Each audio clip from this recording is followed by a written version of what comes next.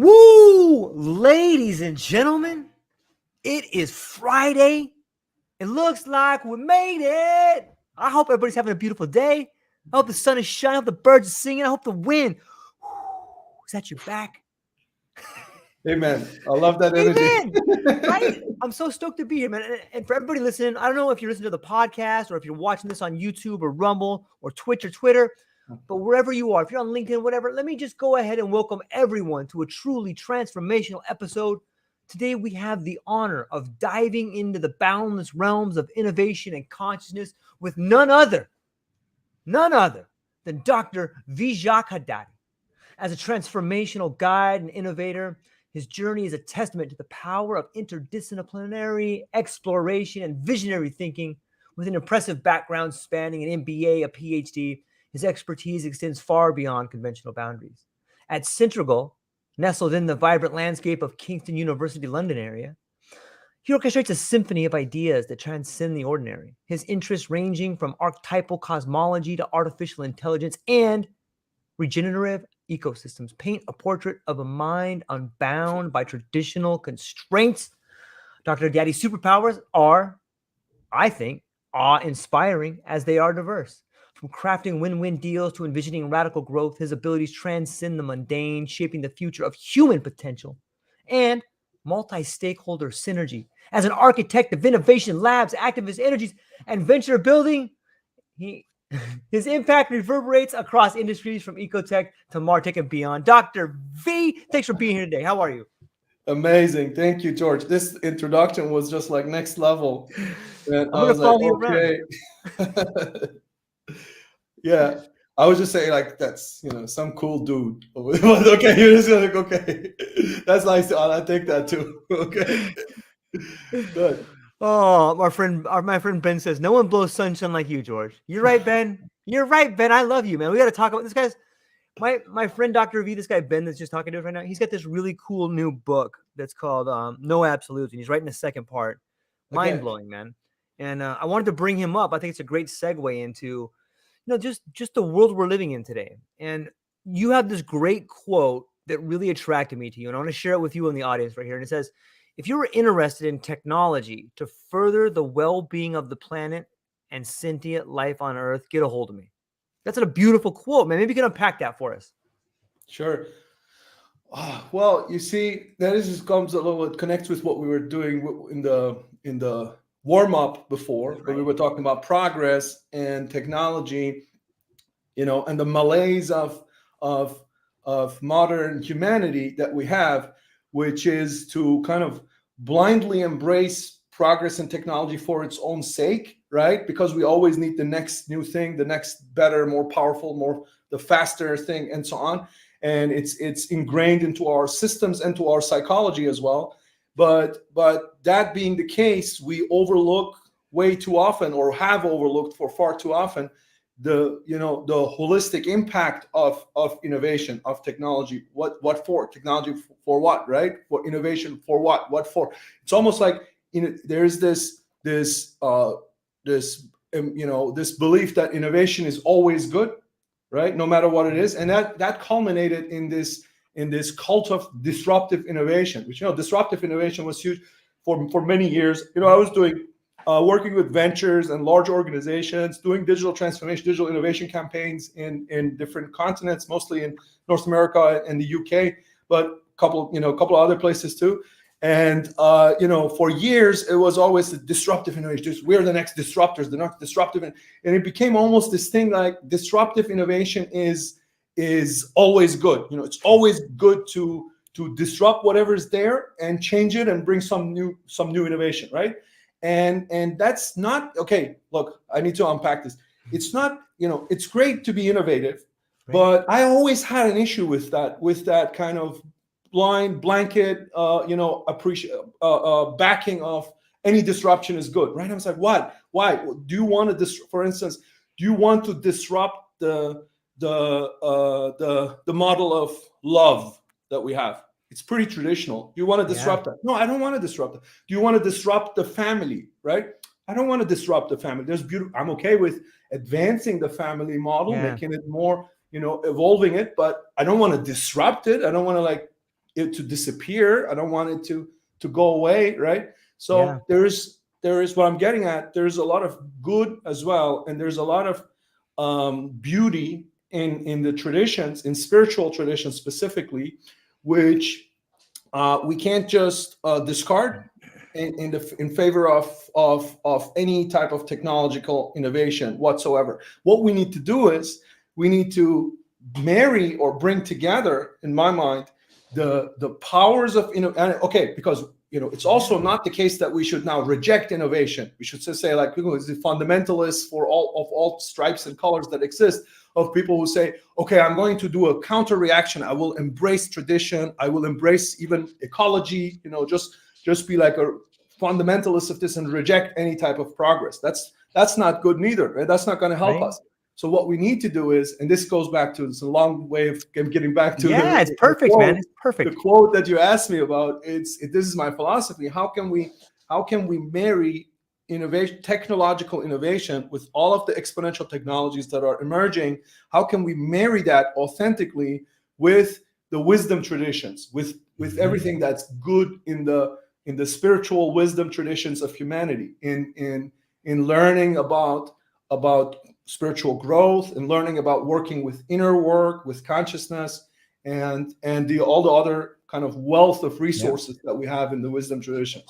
I think that's a great challenge. If we can somehow, if we can find a way to bring these together, we can solve a lot of the problems that we have right now on the planet, if not all of them.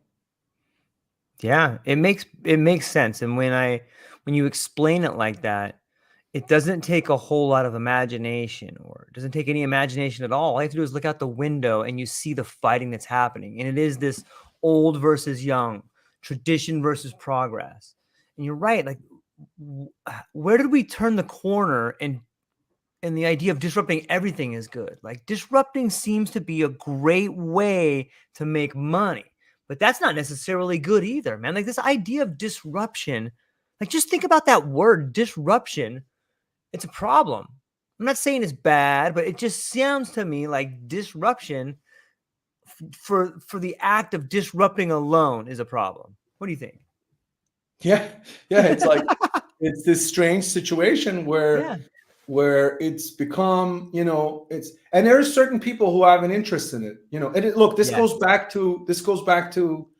shows you, this connects with what's wrong in our economic system. It connects with what's wrong in venture capital, for instance. For a whole venture capital space right now has a profound crisis, because for a long time, people, you were only looking, venture capitalists, because of the dynamics of the game, right, and of the system of how it works and so on. They were only looking for the next big disruptor, the next big company that can come along and blitz scale, blow everybody else out of the water, and just kind of take over a market at break things, as the famous dictum goes. Move fast and break things, right? Break things, no matter what you break, doesn't matter. Break everything on the way, right? And this model, this led to all the crises that we had in the space, with the Silicon Valley Bank and others. The whole space kind of starting to collapse on itself. And now people in the venture capital space themselves, a lot of them are saying, look, our model is not working. It doesn't benefit us in the long term, doesn't benefit humanity. A lot of people who have capital also are starting to talk about patient capital, or talking about different modes of investing. So that mindset shift is starting to happen gradually. People are starting to talk about impact when they're investing as well, right? So this connects with what we were saying. Is progress always good? Is disruption always good? The answer is yes. If you're only looking for short-term returns, then okay, every disruption is good. Doesn't matter what you're disrupting, because you don't care about the social consequences. You don't care if you're destroying nature. You don't care if you're destroying society. You don't care if you're destroying jobs, right? You're making short-term profit. So every disruption is good, right? But if you're then saying, oh, wait a moment, if you're only valorizing short-term profit, you're actually shooting yourself in the foot, your kids, your next generation, everybody else, right? You're just damaging our own long-term progress, or prospects, right?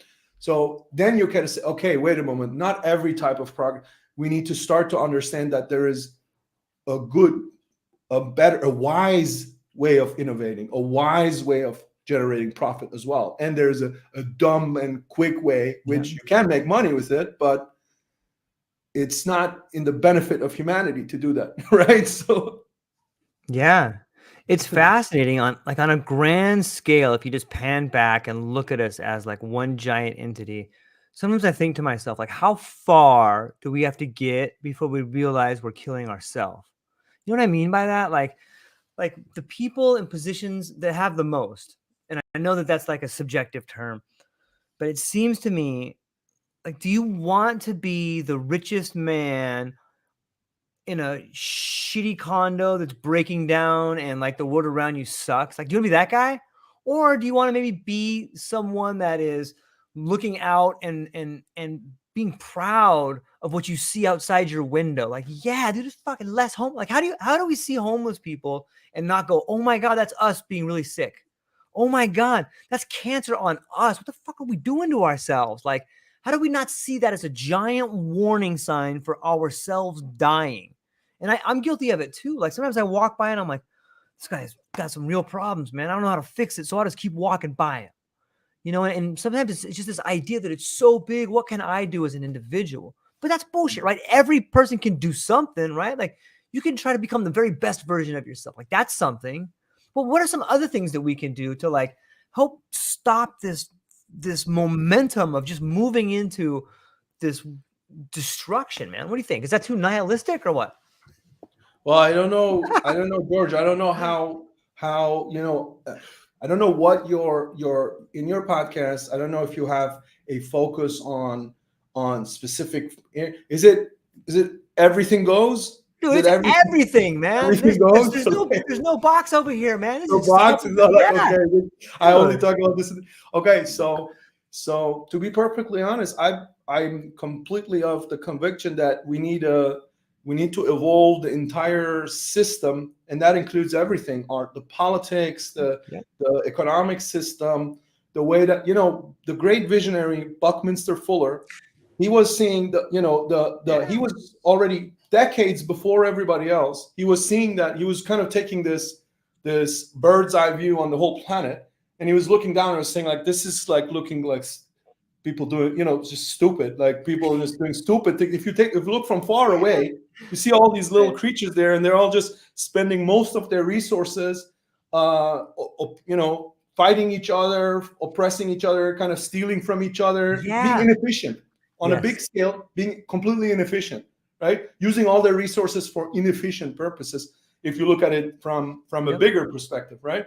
And why is that? Because of mindsets, because of political systems, because of ingrained systems that we have, which are keeping people in boxes and which are keeping people in ideologies that pit them against each other, right? So what can we do? Do we have to take sides? Do we, in this world, which right now is going towards more and more and more conflict? Yeah. Look, when I was growing up, and I'm a millennial, but I'm like the old millennials, right? Like the first millennial, like early 80s, right? So when I was growing up, the people in every, the common conception was that World War I, World War II, world wars are a thing of the past. Like, you could not even speak about, if you said World War III, people would say, "Oh, science fiction or a science fiction story." It's like, so, because it was not conceivable. It was not conceivable that this is possible. Nowadays, people are go on YouTube and people are telling you, here's where you should go take your money during World War III to be safe. Here's where you should build your bunker. It's like, what? It's like everybody's talking about it. Yeah, I was like, what's happening? And this is crazy, but our world is going toward in that direction where things that seemed crazy, right? Yeah. People getting controlled, their brains getting controlled through chips that they implant or with CBDCs that know everything you spend, your whole money inflow coming in and out, right? Not saying that all those things can only be used for bad purposes, but they can be used for extremely dystopian purposes, of course. right? Yeah. So all of these things are kind of coming on, entering our reality, entering our field of consciousness and our field of reality. And what are we to do about it? I believe, again, to go back to Buckminster Fuller, Yeah. he said, if you want to make a system obsolete, right? If you want to overcome this system, don't fight it. Create another system, a new system that makes the old one obsolete, right? Because if you fight the existing one, all you're going to be is a partisan, or an activist or whatever, somebody who's there, oh, you're bad, these politicians are bad, those politicians, but instead, what should you do? You should create a new system that, even though right now you're creating it, it looks like, you look like a fringe or crazy or whatever. Oh, look at these crazy people. They're trying to build a system that is a new system for whatever, for economy, for data, and so on. So, oh yeah, right. Crazies. It's all right. The people who are now the crazies, once the world gets even worse, right? Or once the world gets to a place where people really start to realize, wait, this is not working, the people who were the crazies suddenly look like pioneers, right? So that's what if you're telling me what we should do, I think we should work on creating new systems, and this means new holistic systems, spiritually, technologically, and economically, right? And there's technologies out there for that. There's technologies. There's crypto tokens that you can have for communities. There's new ways of having data. There's people working on regenerative agricultures and regenerative energy. It's almost like a lot of different things are out there, but what's needed is courageous communities of people coming together and experimenting with these new sets of technologies to create new forms of living. That is beautiful. You're right. And I love the quote from Buckminster, and it's really well said. On some level, I love images and symbology. And the one that comes to mind when I'm hearing you talk about the way in which we should make old systems obsolete is this picture of, there's like this optical illusion, and maybe you've seen it. It's like, there's this picture of an old lady, but if you stare at it, it's a young lady. But then you pull it back, it's an old lady, and you go, it's a young lady. And it's hard to see both, because like your mind switches between them, like it's old, it's young. But if you focus long enough, you can voluntarily move between the old lady and the young lady. The old lady and the young lady. And on some level, I think that has to do with like semantic flexibility, like your ability to not only see both of those images simultaneously, but once you do that, now you can look at our society and be like, oh, it's the same thing. The Republicans, the Democrats, the gays, the straights, the blacks, the white, like it's the fucking same thing, just a little twist on it. You just see it a little different because you're from this angle. And once you do that, that allows you to step outside that paradigm. And when you speak to these new tools, these new ideas, I'm super stoked talking to you because I know you're on the forefront of it. And I talk to other people on the forefront. There's this new, I don't know if it's new, but this idea of like human design. I start looking into that and I'm like, that's pretty amazing. The way in which this particular set of beliefs forces an individual to look introspectively at themselves on a spiritual level. And as I'm thinking about that, I met this girl who's like, I'm into human design, but I'm using it in human resources to build companies. And I'm like, woo, next level. Oh, you got a technology company and you're using human design to build an HR team? Oh, so I don't need to have a degree from this Ivy League school. I need to have this introspective ability to see myself in this way. Like that, I see it coming, Dr. B. Do you see, like, right? That makes sense, right? Absolutely. Yeah. I mean, there's lots of different approaches. There's lots of different experiments going out there. I'm not saying there aren't there. There's so many out there. And I'm sure, you're talking to lots of different experimenters at the forefront of this new creation that we need, which unites technology and spirituality and new ways of creating new ways of being. Yeah. But I think it's also, look, I mean, experimentation. In every experimentation, you have like the experimentation you do for the purpose of being able to say this worked, this didn't work so much, this worked okay, this worked really, really well, right? Yeah. And that process, that's an important process that we're in right now, because there's also, I mean, there's a lot of, it's great that a lot of people are coming up with things, right? But I think there are some that are deeper and more capable, maybe, or more rooted in a certain traditions and wisdom, and some Yeah. that are a little bit less. So, okay, you see where I'm getting at a little bit. So I'm not the biggest fan of human design, but Right. I appreciate it a lot because it does something great. It does something great. It does It's all something there. great. It takes a lot of this old cosmological wisdom and it puts it into a new form, which Right. is amazing. I'm 100% for that, right? But I think you can do that still a little bit better, right? They're doing it, Yeah. yeah, but What else can what else can be done? Like, that's an example of yeah, some things that I see. But what sure. are some examples of things that you see that you're excited about? Examples of these kind of experiments. Yeah. Yeah, that's a good one.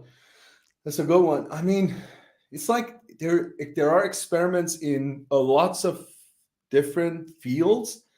For instance, in immersive technologies, Hmm. right? Immersive technologies. There's now lots of applications that people are building with. Okay, you got the Apple headsets and so on and so forth. You got that. Yeah. This is going mainstream. People are starting to wear it outside and, I don't know, go on the be on the subway with wearing a weird thing on their head.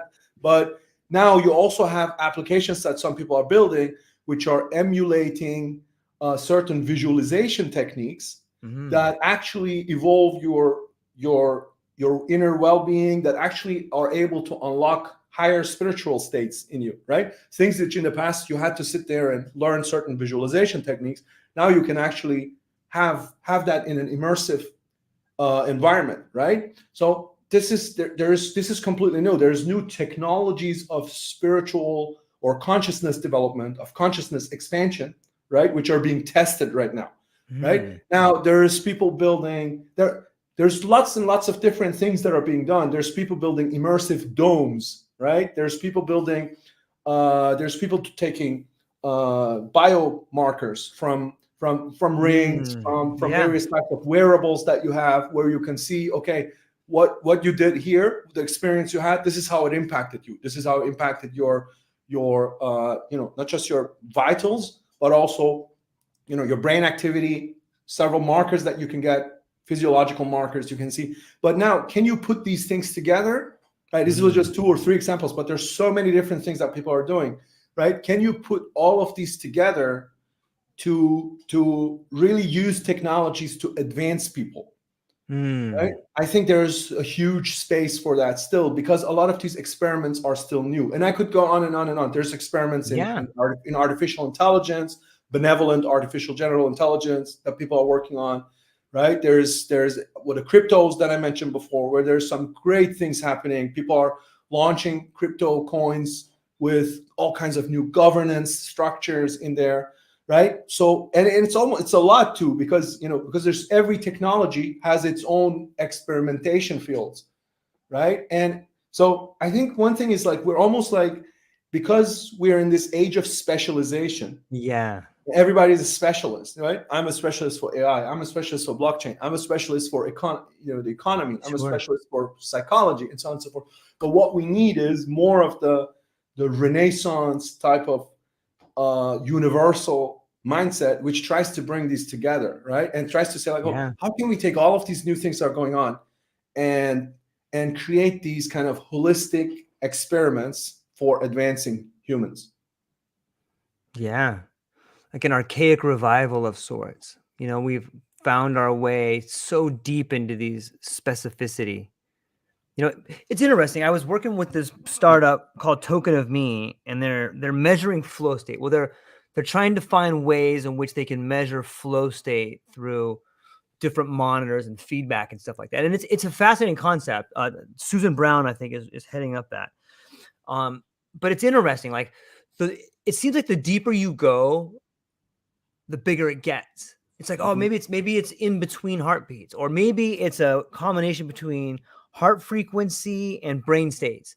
But the more that I start diving deep into there, I'm like, I don't know that you can measure the spiritual feelings we have. And I think that there's sort of a problem with technology right there, or a lack of understanding. Like, we have this incredible technology, and we are desperately trying to find ways to measure things that are immeasurable. It's like trying to come up with a word that doesn't exist. It's like that same thing in psychedelics where like you're tripping your balls off, man. And like you got this great idea, but you can't express it. You know what I mean? Like there's no linguistic pathway for it. What do you think is that? Can you speak to that idea a little bit? No, this is very good. You got a really good point there, George, because we got to be careful that, we don't fall into this, okay, look, let's take all of these amazing experiences because I talked about traditions before, right? Spiritual traditions. And so let's take all of these amazing learnings and the traditions, the experiences that people had over thousands of years passed on to each other in these sets and settings and so on. And let's all, quantify them and measure them, all of them, right? Let's quantify and measure them, and then we reduce all of them to just a certain set of brain waves, right? That's almost like saying, oh, love, that's just these neurotransmitters, right? It's just dopamine and serotonin and so on. No, love is more than just dopamine and serotonin. Yes, it correlates with these neurotransmitters, but it's not just that, right? There's an eternal quality to it too, right? Yeah. And especially if you're talking about religious love. Like if you talk about, for instance, the love of the Lord Jesus Christ, our Savior, right? which is a universal love.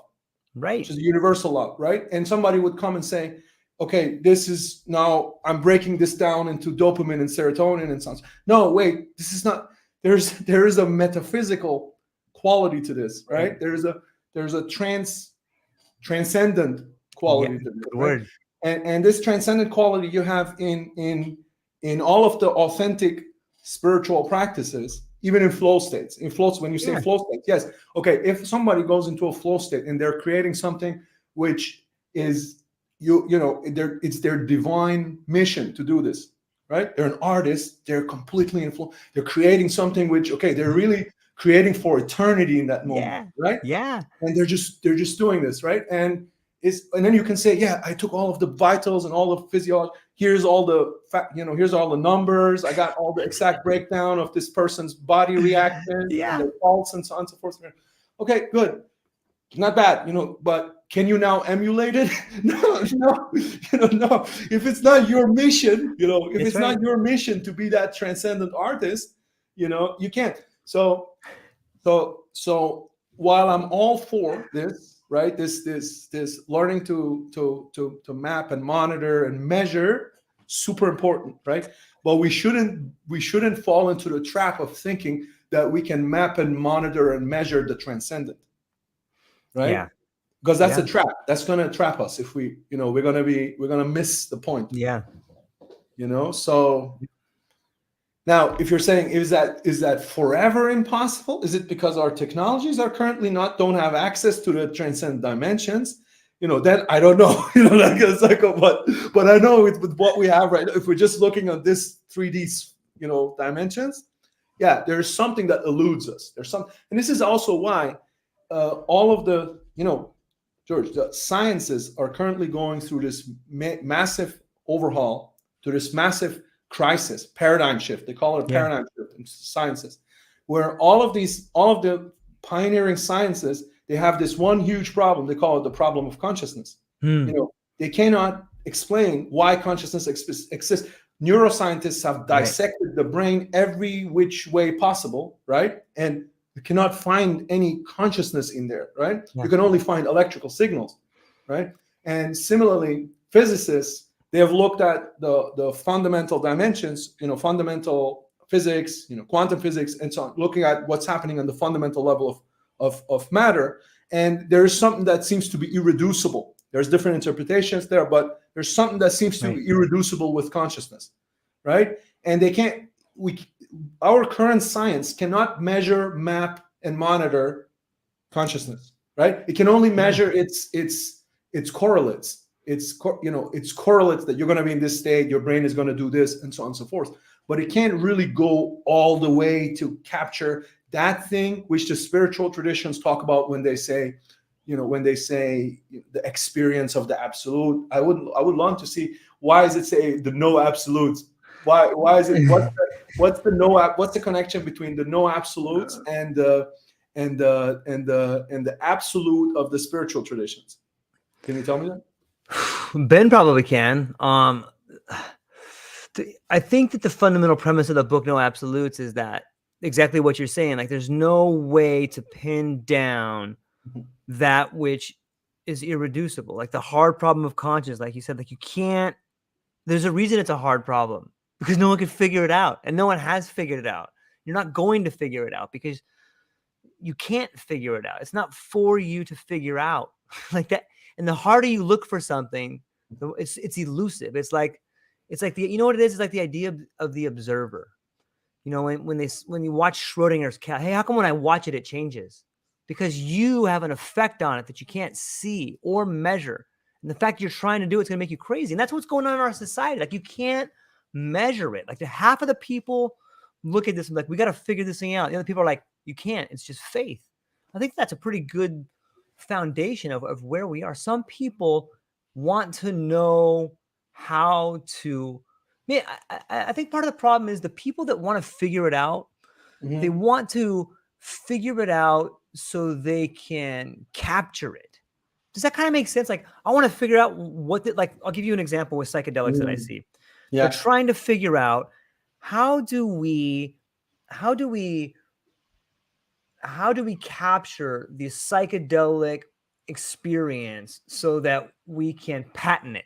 Like, they want to patent it. You can't do it.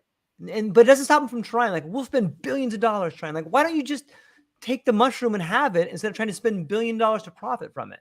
But I know I'm kind of bird walking there a little bit, but yeah, I don't think it's possible to explain the transcendent. And we should get together and celebrate it instead of trying to grab hold of it and control it, right? Maybe that's what it is. People want control, and they want to be the person that can have the divine spirit. They want to control it. I don't know, man. I'm getting out in the weeds, man. What do you think? Yeah, no, I like what you're, I like how you're seeing this. I like how you're seeing this because, I mean, look, the truth is there are some, you know, there are people who are mainly motivated by their ego, right? Of course. That exists. And in the spiritual traditions, there's a name for that. You know, there's images of certain warnings of, okay, don't go this way, otherwise it doesn't end well for you. You're going to go in the other spheres, you know, but some people make the decision that that's how they want to live. So metaphysically speaking, they want to be the cancer of the world, right? Because that's what the cancer is. Cancer is, it looks like it's growing, right? It looks like it's growing. It looks like it's doing really well. It's growing faster than everybody else even, right? Like, if you look at it like that, cancer is a cell that decides that its own growth is more valuable than the survival of the host. Right? It says, like, I don't care, even if everybody else dies, I need to grow, right? Yeah. And that's egoism. That's the kind of, and that's in the spiritual tradition, it's called evil. Right? It's like somebody decides to say, like, you know, I don't care about the rest. I just want, you know, at the cost of everybody else to grow, right? Some people make that decision, unfortunately, right? They will always still have the chance to repent, but, you know, and we all probably, you know, we all go through that. We all have to. Nobody is perfect, right? Nobody goes through not having made that decision at certain points in life, having valorized themselves more than the big picture, right? Than everybody, than the growth of the whole, right? To put it this way. But okay, those people who, let's say, who have made that decision, right? What are they trying to do? They're trying to avoid the consequences of their actions. They're trying to avoid, as long as possible, the consequences of their actions, because they know that in the end, they're going to, you know, you can't go against God. You know, it's like it's futile. You know, like you're gonna lose. You're gonna lose. Like in the end, you know, you might have a good time along the way. You think what's a good time, but you know, you're gonna lose it. So, you are. And they know that. They know that. So, and they're trying to avoid the consequences of that decision for as long as possible. And one way to do that is to try to, what you were just saying now, just to capture the transcendent through technology, right? Capture, like, if they're thinking, what if I can create technologies that allow me to have access to all infinite, you know, metaphysical experience? What if I can capture technologies that can make me immortal? You know, the mind upload the mind and have the mind live eternally. Right. These are ways that people are trying to avoid or capture, right? That Yes. transcendent. I don't know if Yeah. I don't know how you feel about that. Yeah, man. Do you like the cancer metaphor or the parasite metaphor better? Oh, I mean, what's a parasite? A parasite lives at the cost of the host as well, right? But it's kind of limited in its growth. It can only, Mm. so the cancer can grow unlimited. Hmm. It can grow unlimited. I think, I mean, both metaphors have something for them, but Right. it's a very apt metaphor of what's wrong. If something goes wrong in spiritual development, Right. I think cancer is a really, really apt metaphor to capture that. Yeah. Yeah. I think there's something in between those two metaphors, like this idea of symbiosis. Like you Okay. need like something, maybe, okay, symbols speak louder than words, right? Mhm. So if I say to you, I can sit here and talk about symbiosis and parasites and cancer, or I can say, I can point to the yin and the yang sign. Mhm. And there's that little spot of chaos, that dark spot in the white and that white spot in the dark is moving around, right? That balance is there. But when you're out of balance, then you have a parasite. You have this thing inside that is like, I'm going to eat everything. Or you have this cancer that's going to die. On some level, that's where I see us, man. I agree that that's where we are as a planet right now. We are in the midst of either fighting this cancer, purging this parasite, or coming to terms with some sort of balance. I think we're desperately trying to find that right now. And like that's what leads to war. Is like, are we going to fight this thing or are we going to give in? And once enough of the body, and I'm speaking about the planetary body, understands, okay, we're connected. There's this great, can I tell you a quick story that kind of encapsulates this in my opinion? Yes. Thank you for that. So one day, the hands say, hey, man, we're getting tired of picking all these things. And the legs go, yeah, man, we're getting tired of walking around. And like, we do all the walking. And the hands go, man, we do all the picking. And the mouth's like, man, I do all the chewing. And the lazy stomach gets all the food, doesn't do anything. Just sits in there and gets all the food. So the hands go on strike and they don't pick anything. The legs go on strike and they quit working. And the mouth stops chewing. And all of a sudden, they realize, they start getting weak. They start getting sick. And they realize, maybe the stomach is doing something. Maybe this useless eater of a lazy stomach down here is actually providing all the nutrients and energy to us so that we can do the things we're doing. And I think that is the holistic approach that the world is desperately trying to figure out right now. Like, it's really easy to look at all these people are lazy. These people are dumb. No, this is a system and it works together in a way that can be better. It can definitely be better. We need to figure it out, man. And I think that people need to come to this idea. And I think that is spiritual in nature. Coming to the idea that we're all connected here. We are a closed system. You're not going to put anything new in. Like, this is a closed system. And it's going to work or it's not going to work. And it's way too heavy right now on one side. It's going to collapse. Like, and I think that's where spirituality comes in, man. What do you think about that? Yeah, this is a good it's a nice metaphor to think about, but I think the unfortunately the reality is that there are, to stay in that metaphor, there are some people right now who thinking we can replace the stomach we can replace it with this tool, right? Or we can replace. Sure. Look, there's some people thinking we don't need manual workers anymore soon because of automation and AI, right? And then large parts of the population are going to be redundant, superfluous, right? We don't need them, right? We don't need them, right? What do you think about that? Yeah. So that's what, there's some people thinking like that, like, okay, we can replace everybody. What do we do then? And then if there is going to be all of these people not working, right? And they also don't have the wealth, because the wealth is going to be, still with us.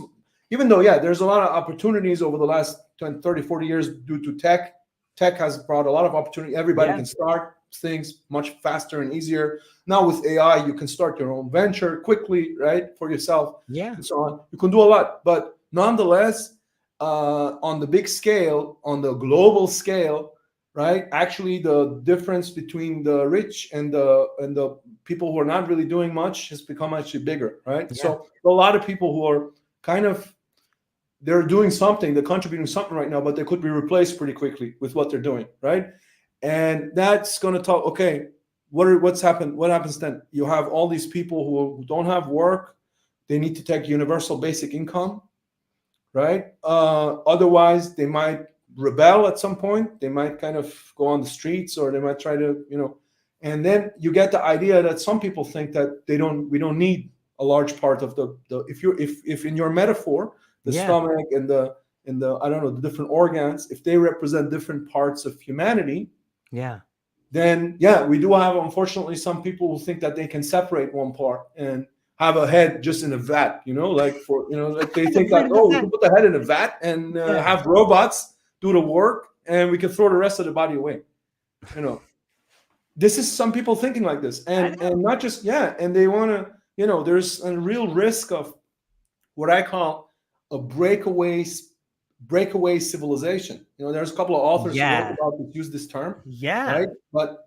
But I think there's a real risk of some group of people, some elites, right, saying that, okay, we want to create our own, we want to break away, we want to create our own strand, right, of humanity, of new humanity, which we don't need the rest for, right? Also, this ties into transhumanism. We have all of these new technologies coming up where you can vastly expand your capabilities, intellectual, physical, right, in so many ways. You can actually modify your genetics, you can mix it with CRISPR-Cas9 and other things like that. So when that becomes operational, and it will, there's no way you can stop that, right? You can't just legislate for it not to happen, right? Somebody will offer it, somebody else, somewhere in the world, right? For those who want it, right? So when that becomes operational, is it going to, how are we going to deal with that? Are we going to, is this going to be, let's think this through. Is this going to be mandated for everybody in the world to now upgrade, all 8 billion people or 9 billion people? No, it's going to be accessible to a certain group of people. If so, that certain group of people, they're suddenly going to be superhumans while everybody else is humans, right? They're suddenly going to be not just richer, but they're going to be in every possible way, like far vastly more capable, like 50 times more intelligent, right? Physically far more capable, right? And that, if we don't have a plan for this, if we just say, let's go with this, whatever, and so on, somehow the market will figure it out. Somehow the states will figure it out at the United Nations. What these guys are going to figure it out. What are they going to do? They're just about to kill each other. That's how how are they going to figure out? China and US and God knows what, and whatever they're going to get together and figure out. No, they're not. They're just going to, it's just going to be the whoever. The might is right, might is right kind of mentality of whoever can get away with it, they're going to do something, unless we figure out a new, we need to change so much. We need to change so much as humanity to be even able to deal with these new possibilities that are coming up, right? Otherwise, it's going to become just complete dystopia. It's going to be complete dystopia. There's so much, like, you can already see it happening. Like when I look at, I was listening a while back to RFK, who's running for president in the US on the Joe Rogan program. And I'm listening to these two guys. And real briefly, Joe Rogan says to RFK, "Man, you look great. What are you doing?" He goes, "Oh, I'm on an anti-aging program." Real briefly, he talks about it.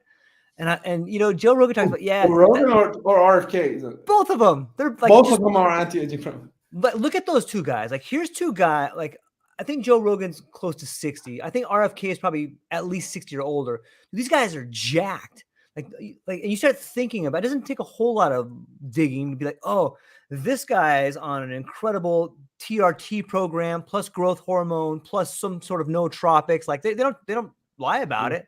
Like, and look at them. Like, those guys look great. Like, that's that's speciation right there on some level. It's like, wow. I'm doing all of that. I started in my late 30s, so like to say, like, so I hope to, when I, probably we got a little bit of head start, like by the time, that age comes around. But, yes, it's, you can do a lot of things already now, but I think it's going to be dwarfed by the next layers and levels that are going to be unlocked, right? For modifying yourself, for advancing yourself. I think we're just kind of scratching the surface there, right? With all of these new things that are coming up, and it's going to need more.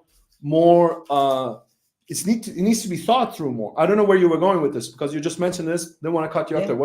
What's your thinking there about the fact that, yes, people are now actively pursuing, self enhancement, human enhancement?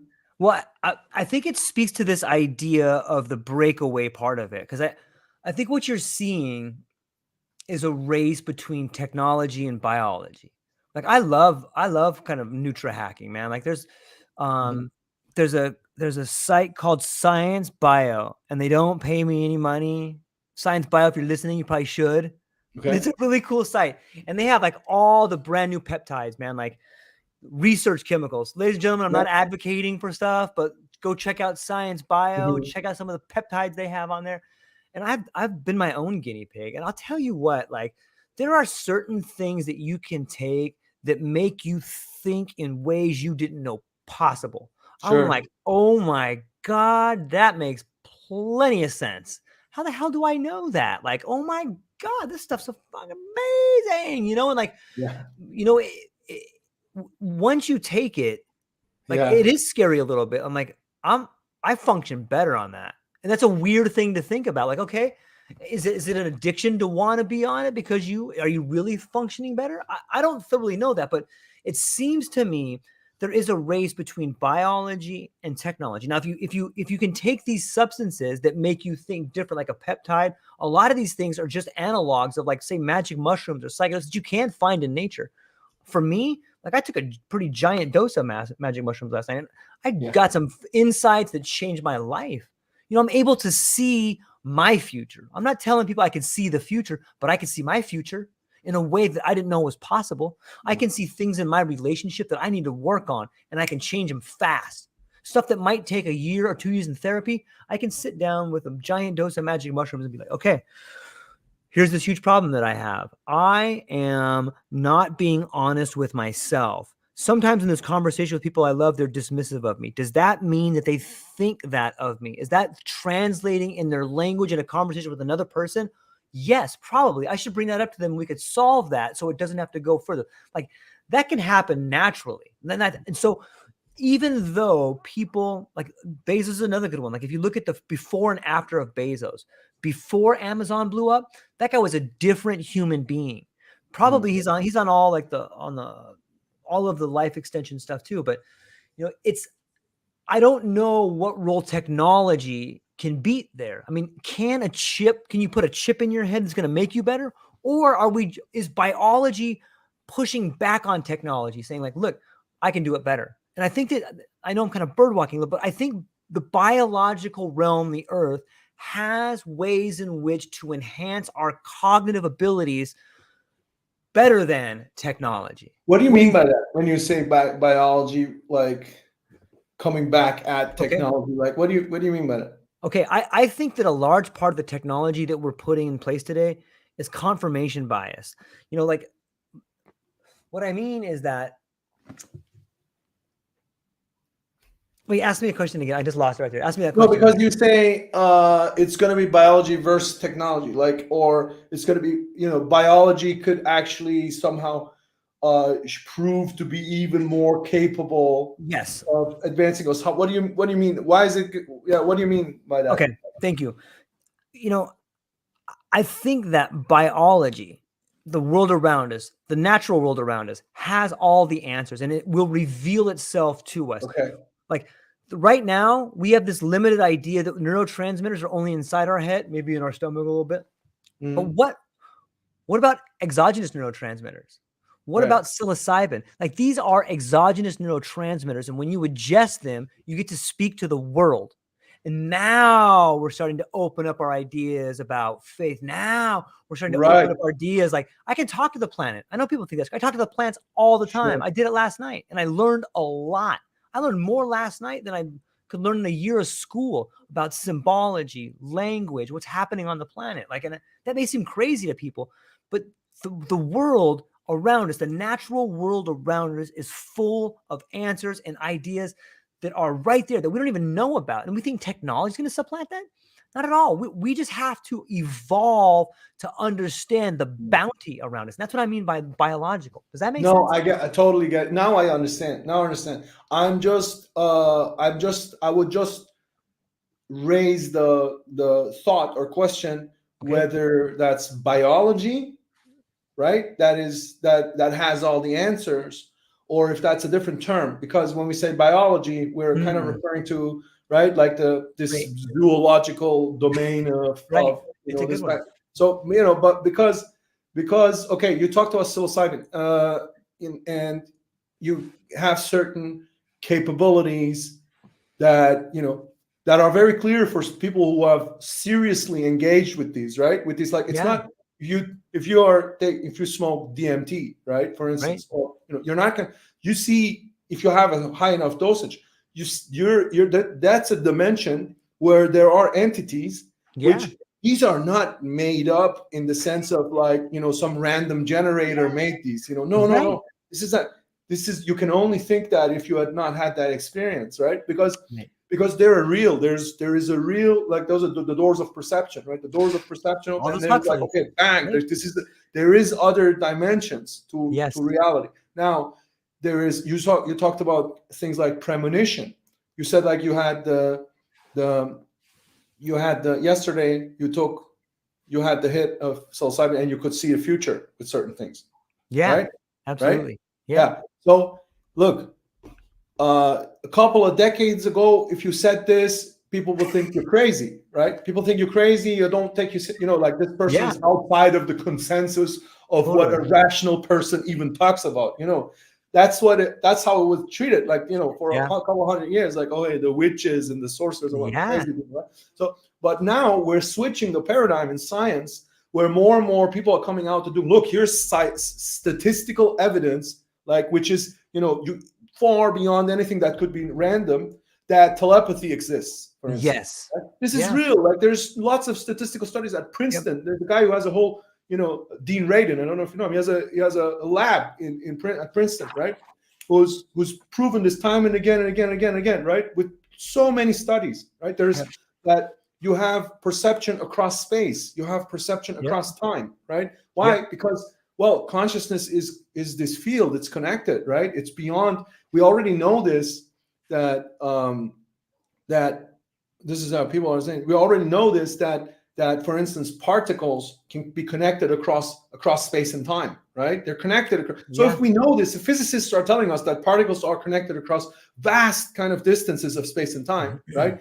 Then why would we not also think that, yes, thoughts and consciousness can also be connected across space and time, right? But now, here's the thing. When we take, what did you call this? Exogenous neurotransmitters. You call this more like biological in the world, right? Neurotransmitters. And that's a great way of talking about it, because you could say these are neurotransmitters of the big brain, the big brain, the flesh of God. Nature is kind of a brain too, right? And has its own neurotransmitters. A great way of talking about it. But here's the thing. So we can create those states, and the more I advance in my own journey, the more I'm coming to, because I did all of these substances, like all the ones that, not the ones that are just damaging you, like, but the ones that are psychological, the psychedelic ones, did all of them, right? Like experimented, try, long kind of phases of explorations and so on.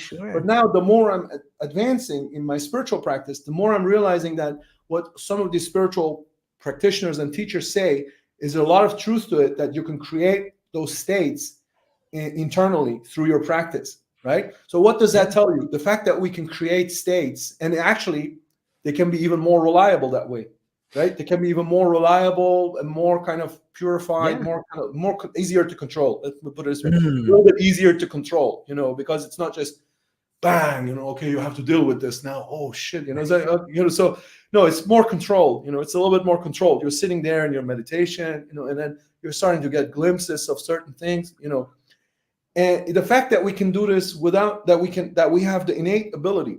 Yeah. So where am I going with this? You said biology. I'm not sure if maybe it is biology. Maybe it is what it does. When you say biology, does that include spirituality for you? Does that include spiritual experiences? Are they biological? Are they? And maybe they are. I don't know. Maybe if you can see that, you need to be any living creature. I mean, yeah. Yeah. If you say theology, it goes in a different domain. People are talking about, okay, like some people are arguing about whether this and that and so on. So spiritual, I don't know. Spirituality, maybe we can say spirituality, authentic spirituality, right? And then I would totally agree with what you're saying.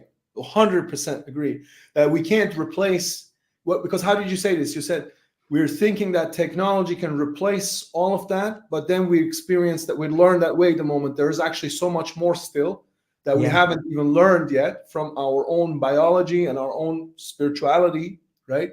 Things that we have access to already, what if we do both? Well said. What if we do both? What if we use the technologies, right? And at the same time cultivate the natural intelligence, the innate intelligence, the spiritual intelligence, right? What if we do both? I think that's what's happening right now. I think that's what AI is doing. Like I use AI all the time, and I start noticing patterns that like tapestry is a word that comes up all the time when people use generative AI. Like ask AI to write you a story, and it'll use the word tapestry. Like I think on some level, it's telling us. Maybe it's us telling us. Maybe it's the collective conscious tapping into. But it's starting to try to weave together. Hey, dummies, you're part of a tapestry. And like whenever you see the word tapestry, I always think, oh, someone used AI for that. But like maybe not. But the fact that I use AI and I'm starting to see these patterns come up means that I have a relationship with AI that's teaching me how to communicate better. And one of the biggest problems we have in the world is this lack of communication. And it's not that we can't talk or make signals, it's that we can't convey meaning to one another. Like that's the hardest part. And I think AI is working with us to help us solve that problem. Like, some people are afraid of whatever, but it is both. And you're right. Like biology is not the right word. I don't know the right word to describe it, but I'm trying to think of it like, because it's just one thing. There's an image that comes to mind. I'm big on imagery. And I used to deliver to this on University of Hawaii. There was this building, and I would go in there, I had to buzz through the door, and they had this amazing sculpture. And it was like way in the back. And this sculpture was this. It was like, think of like a mirror. There's like a mirror in the middle. And on one side, there was a human figure made out of branches, and it was pushing on that mirror. And on the other side of the mirror was this thing made out of like e-waste. So it had like circuits and computer parts, and it was pushing on there. And I remember just sitting in front of that piece of artwork and being like, why is this not like in the middle of the quad? And like everybody's staring. It's pushed way in the back and no one ever got a sound. I'm like, this is us right here. Like it's such a wonderful metaphor to see these two forces pushing on each other. Like it doesn't have to be combative. It doesn't have to be, we got to take this over. We got to take that over. We got to extract this. It can be like, hey, we are working together to become better. And I just think we're limited in our ability to understand what's happening. But maybe it is this thing coming together, and it just looks messy, man. What do you think? Yeah. I mean, first of all, there's somebody here is a LinkedIn user. I don't know what the name, but I like what they're saying. I just wanted to kind of acknowledge that. I like what they're saying. Yeah, let's go through these comments for a minute, man, and participate. Sure, yeah. We got to participate a little bit. Okay, so let me start off here with, we got this LinkedIn user. This one comes in. It says, we should be working on improving our brain functioning instead of AI. Why do human beings always have to replace another being or thing? Why can't we learn the boundaries of our brains? You want to take that one? What do you think? Isn't yeah? This is from Nancy, and this connects with what you were just saying. Like, is this already emerging? This Mhm. fusion, symbiotic fusion of Yes. AI and humans, you know? And Nancy says we should improve. Should we improve our brain functioning instead of AI? Right? Why do we have to always replace another being or thing? Why can't we learn the boundaries of our brains? Yeah. So there's this whole talk of the more you're outsourced, in some ways we all have a brain prosthetic already in our Yeah. smartphones, right? Yeah, Smartphones are totally. brain prosthetic. Like somebody grew up with, you can see your kids who grew up Yeah. with smartphones. They think different, brain works different, Yeah, different than of kids that course. didn't have that, right? It just operates differently, right? Yeah. Because that's part of their brain almost, right? And now you're saying, now the next generations, we're going to have a functioning conversational AI. And at some point, imagine a conversational AI doesn't even need you to type anymore. It's just in your head Yeah. right away, right?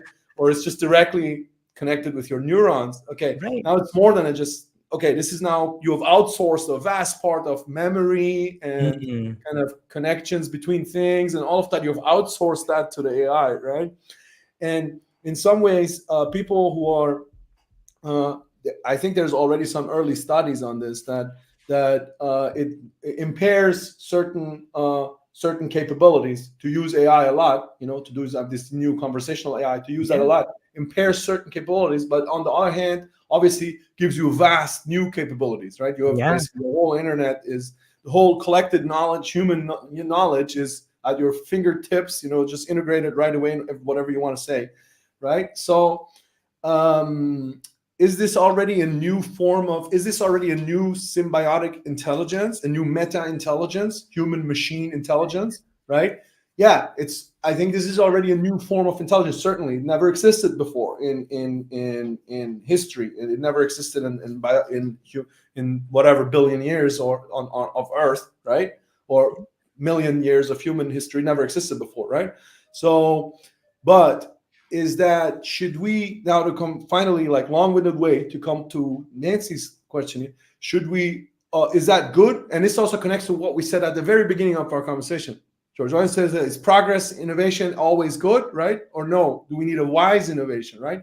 And I say to that, yes, there is actually vast dangers if we are uncritically just say, oh, this is great, more, more, more, more. Tomorrow they're going to say to you, do you want a chip in your brain, and you're going to get faster access to all of this, you can comment everything, and it's Meta that gives you the brain chip, right? And Meta, it's like, here's our next model of the brain. We just want access to whatever you're thinking in return, like, and we have some Just terms and sign off. conditions Yeah, there, but you don't just need to check the read the box. terms and conditions. It's like, but it's for free. You can get the chip for free. Yeah. It's like, here for free. Who wants this, right?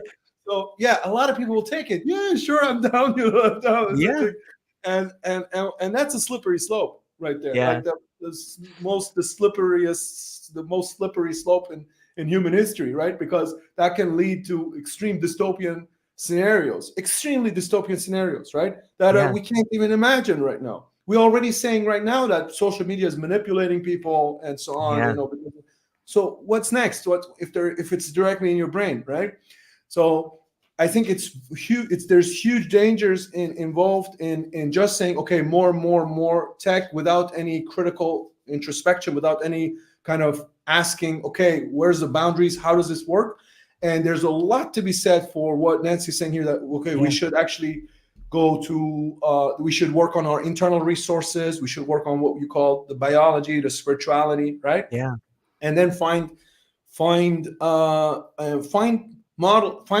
intelligent models, find wise models. Let's say this: wise models, like models informed by wisdom, right? Mhm. And that in which we can use these technologies, right? But not blindly just, okay, everything that comes. And I'm doing that too. I love new innovation, so I will use the next thing that comes out. Yeah.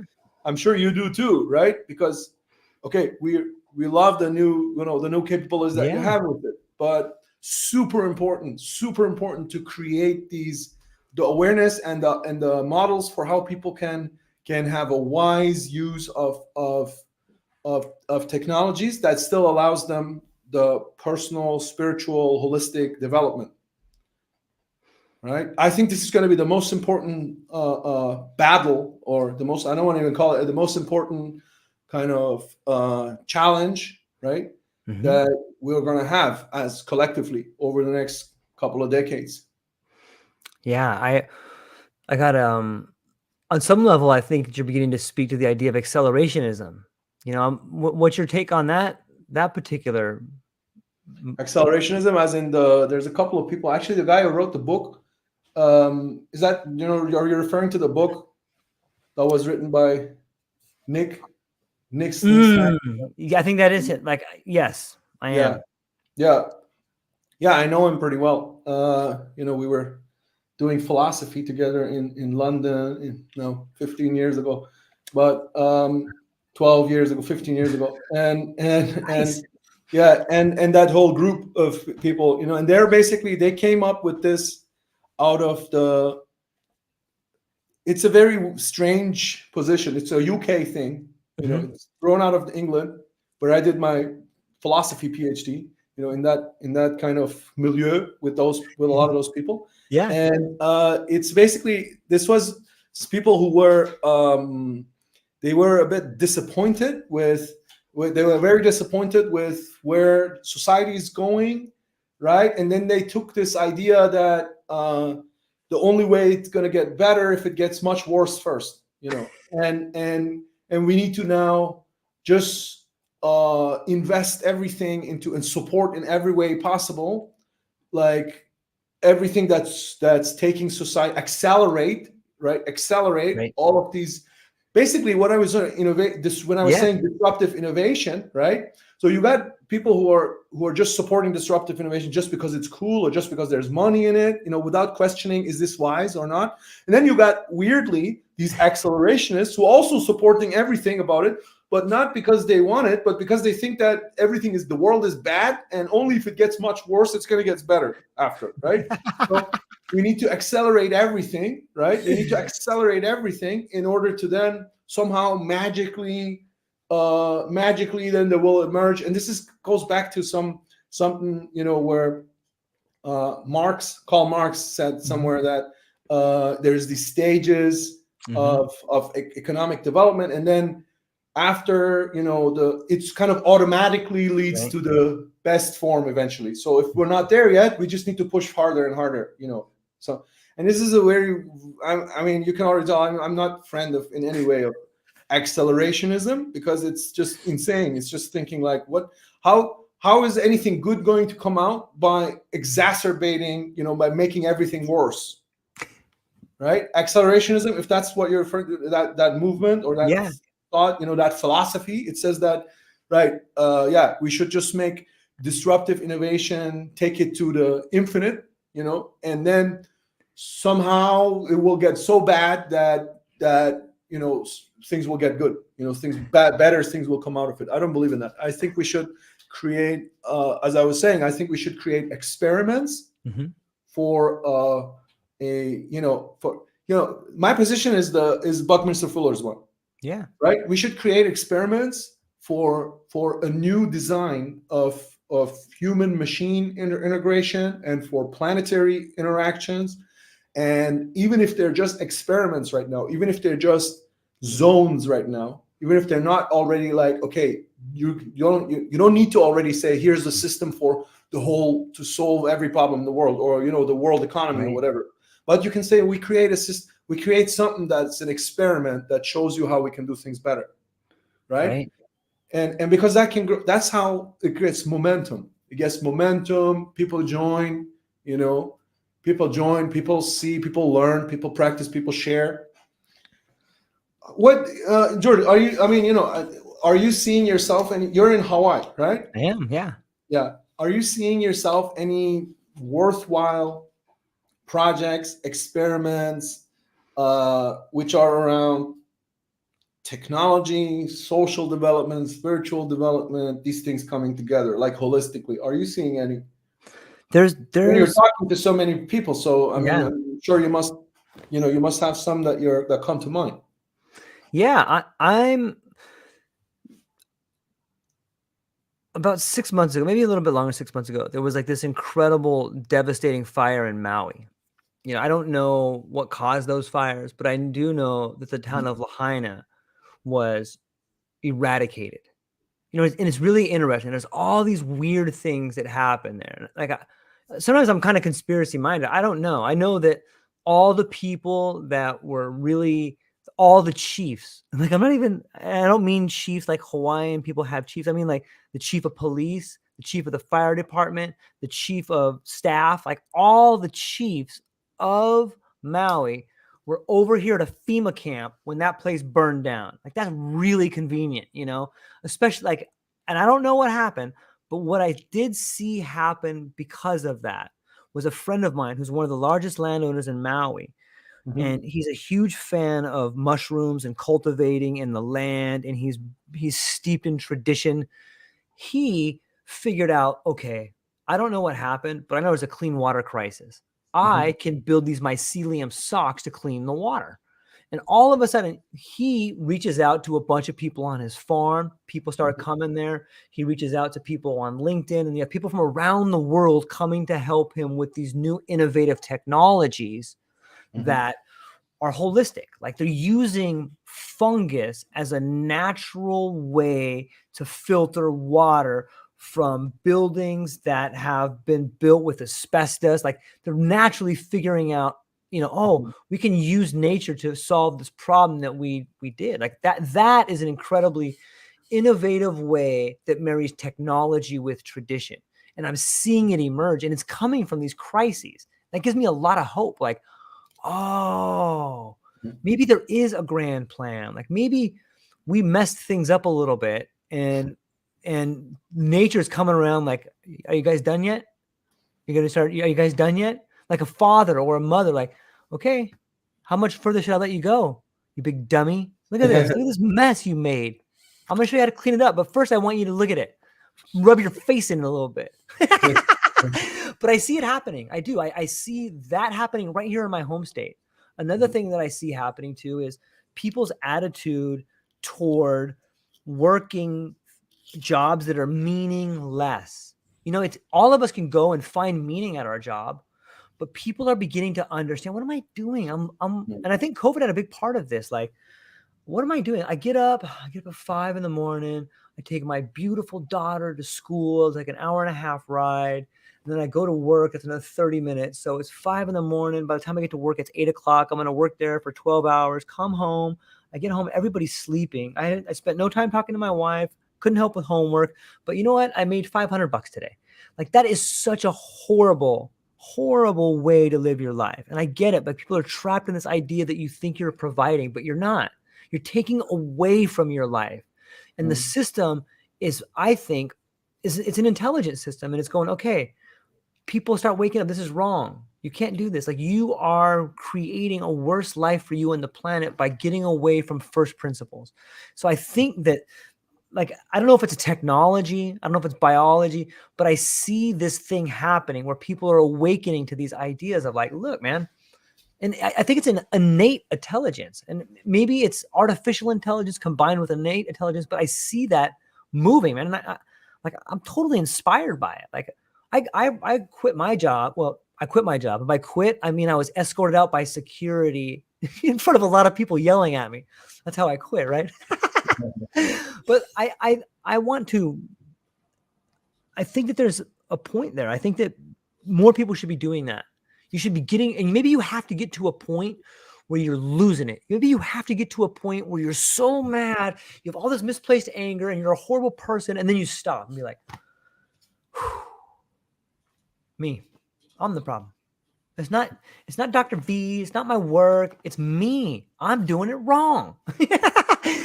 So when I have talked to a lot of different people, and that is what I see when I talk to people, is the same thing that's happened to me is happening to all these other people. And it's happening to a lot of different people in a lot of different ways. I spoke to a woman yesterday who was a dentist, and she was a dancer first. She had her own dance studio and she was a dentist. And, she didn't love being a dentist. And all of a sudden she got this crazy problem where, like, out of nowhere, her hand started cramping up. She's like, oh my God, I can't be a dentist anymore. She said it got so bad. She tried to fight it for a year. She would go and get acupuncture and it would help. And then one day she was doing like a root canal and her hand cramped up. And I was like, that's the world telling you shouldn't be a dentist. You know what I mean? So I think this is a long-winded way of saying what I see happening in the world is us awakening to ourselves, man. What do you think? Yeah. I don't know if that's only us or if that's something that every generation or every past generation always again went through. You know, are you, when you're saying this is happening, are you referring to, is this something that's happening only now? Like, I think it has to do with when I look at the population as a body, the boomer generation is a giant generation and they are dying. A giant part of us is dying. And what we are seeing is the manifestation of their unrealized dreams, their unrealistic ideas dying with them. And these are the death throes of a generation dying. And like a lot of the boomers had some great ideas, but they also had a lot of dumb ideas. And they don't want to let them go. And like we are all subject to the ideas of the people in positions of authority. And that's what I see like a shedding of a skin in some ways. And I don't mean to be flippant about a generation of people I love dying, but it's necessary. And so I think that what's happening when I say awaken, I think that there's a new generation of leaders being allowed. Information is now being revealed to them, a passing of the torch on an environmental level that most people can't understand. Hey, we need new leaders and new ideas. And this is the time of our planet giving sentient messaging to people willing to take a chance. The new ideas being born are being given to us right now as the older generation dies. So I think it is a generational thing. There's a great book called The Fourth Turning that talks about what all these generational cycles that happen. But yeah, maybe it does happen every generation, but I think maybe it's just me. Maybe it's me turning 50. Maybe this is me seeing things, I don't mean projecting it onto the world, but I think so. What's your take on the world population as a body and the boomers dying? That's what's causing all this chaos. I don't know if, the boomers specifically, George, because look, I mean, I look at archetypal cosmological cycles, right? Okay. So, and then you can see that there is, even if in the bigger picture, you can look 100,000 years, you can see, okay, there's these cycles. There's some cycles that are 400 years, or 200 years, and 100 years, and so on. And there's certain signatures. Okay, every generation, has a specific role, a specific symbolic energy that they represent, which then shows itself in their art, in their opinions, in their ideology, their music, and so on, so on, what they believe, right? And but this is going on. This is always going on, right? If you went to the Roman time, you can see the Romans are writing like, this generation is now going finally with their old ideas, and now this new generation is coming. They had that same, kind of cycle there, right? Exact same ones, right? So, and this is 2,000 years ago, right? So, I don't think that it's so.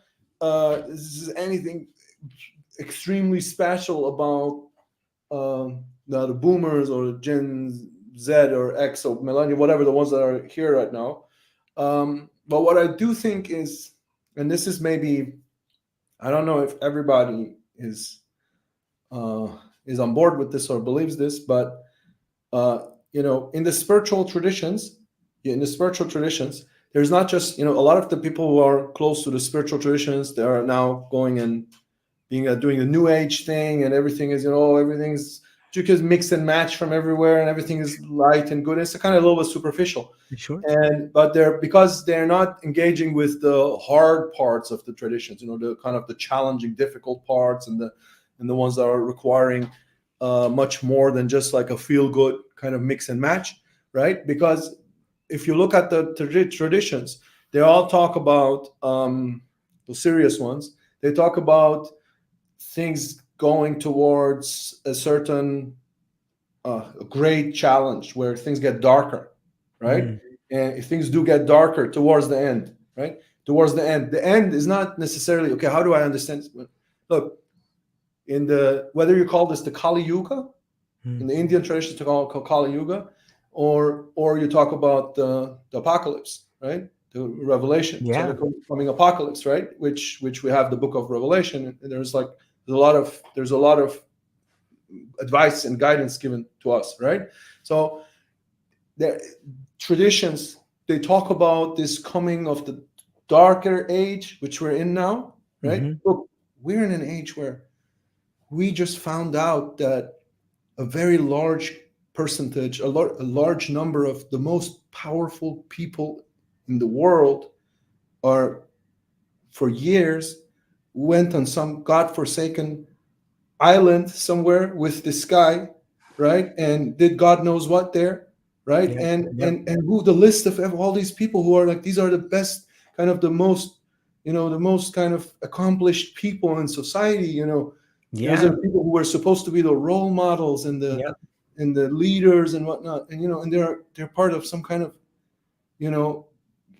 so they're part of kind of dark groups, and this is now known, this is not anymore like some conspiracy theory, it's not some kind of crazy conspiracy theory. This is known, right? So that tells me that, okay, and not just that, there's many observations like that. There's many observations like that. Okay, we're going towards a darker age now. It's a darker age now. It's not a, right? It doesn't, now, how do I interpret it?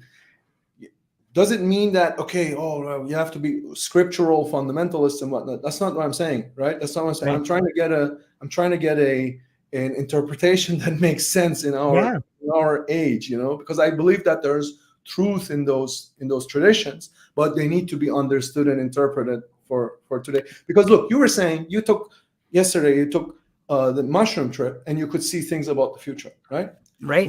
Now, okay, then how can we doubt that there were some prophetic individuals, right, who 2,000 years ago, they could see what 2,000 years in the future was going to happen, right? Obviously, when they saw it, they wouldn't put it in the language of, there's going to be this super intelligent AI, and there's going to have robots and drones, and it's going to have people's brains connected, and there's going to be a war between these three superpowers, and then it's going to lead to this. They would say it in the words that, make sense in their language, but if you read what they were saying, this is really close to what's happening, where we're going now. This is really close. It's just put in symbolic language, in the symbolic language that makes, that was their language 2,000 years ago, So where am I going with this? I think that despite all of these ups and downs of the generations, coming generations, going generations, and so on, I think there is this general tendency where we're going towards a time which is going to be more dark, and where the people who want to work on creating a new world, or a new Eden, or a new world where people can be free, right? Yeah. They have to, first of all, they have to be vigilant, because they're going to be tempted all the time.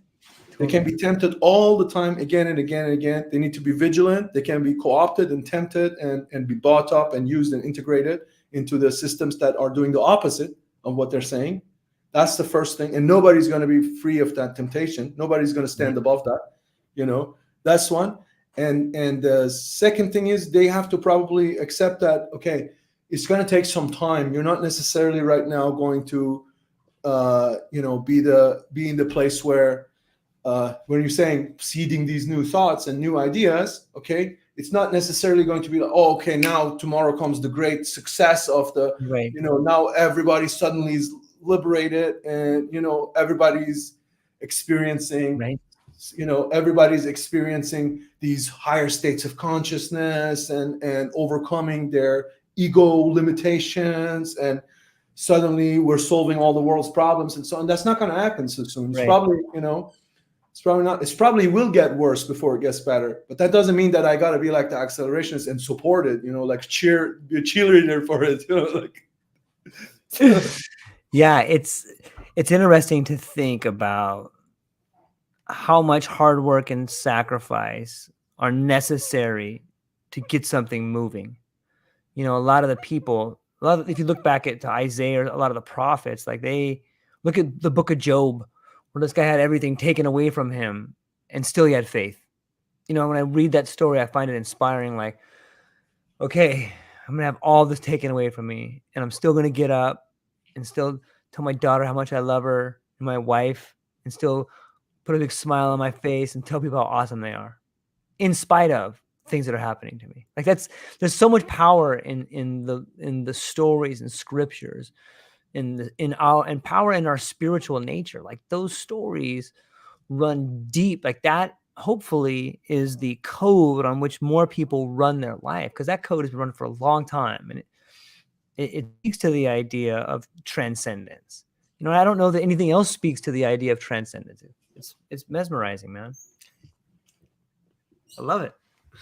Beautiful. Dr. V, this is incredible. I had such a great conversation. This is so much fun, man.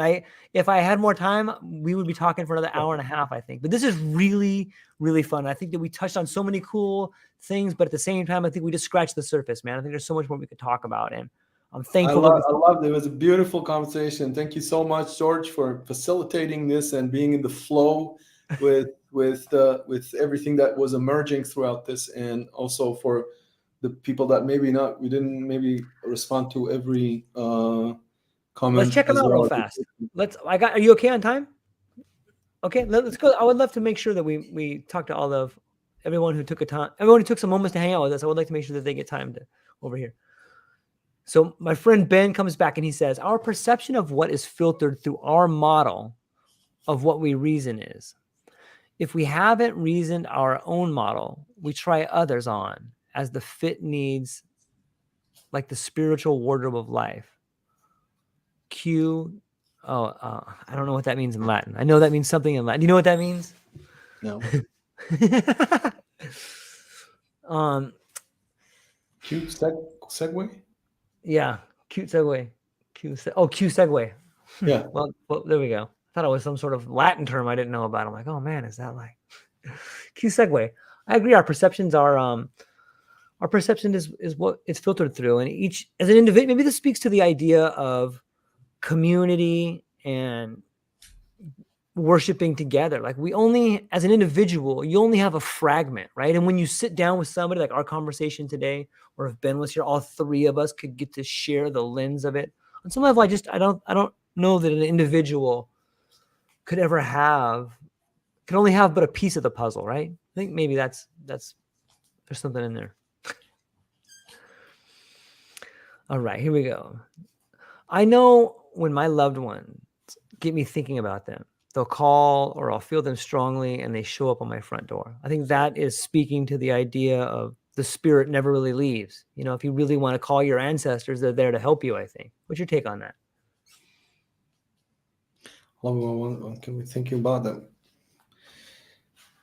Yeah, I think this was in the context of where we were talking about telepathy, because I think Nancy was saying also that she had the experience. If I'm not mistaken, it was the same poster who said that she had the experience of things that we can't really explain in the. There's so many other stories like this. I think the experience of somebody calls that you're just thinking about in the moment, that is so widespread that a lot of people can completely confirm that in their lived experience and evidence.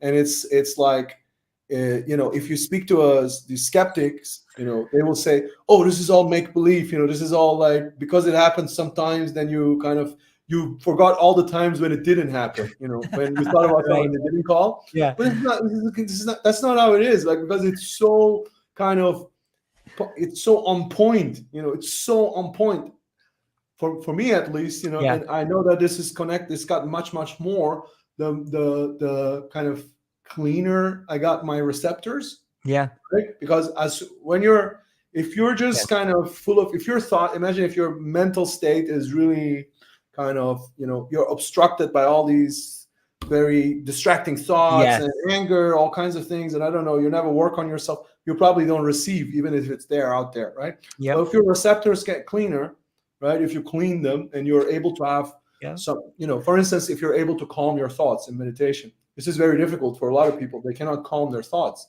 right? They can't sit down and just switch off completely your thoughts, right? It's very difficult was for me for for a long time. Mhm. But at some point you learn, you gain the ability of just switching off completely your thoughts, right? Yeah. Being completely silent. That's actually a step towards cleaning your, what I just called the receptors, right? Because you don't having these distraction signals anymore. Noise, the noise is not there anymore. It's kind of Versus the signal. there's things that's just there. You don't want it. It's just there, right? Yeah. So once that dies down, I think these experiences get so much more evident and so much more often they happen Yeah. that, there's no way for you to discard that evidence. I mean, it's just crystal clear. Mm-hmm. Right? And then there's also examples of that are far more far more specific. Like my mother has several times she has dreamt things, and then the next day she said, I dreamt you did this. I'm like, okay, do you have some CCTV cameras here? Like, it's like, how do you know? I dreamt you did this. Like, I know, okay, I just did it. It's true. And but that's like way too specific. Like way too specific. Yeah. For, but yeah. Yeah, I love the idea of the noise versus the signal. Like you have to quiet the noise so you can hear the signal, and it's difficult to know how to get rid of the noise, right? I mean, there's distractions all around you so that you don't hear the signal. Look at this thing. Look at this. You got this over here. You got that over there. Like on some level, there's a lot of competition for the real estate between your ears and the signal and the noise right there. What else do we got here? We got okay, this is a pretty interesting. Why do animals understand our feelings?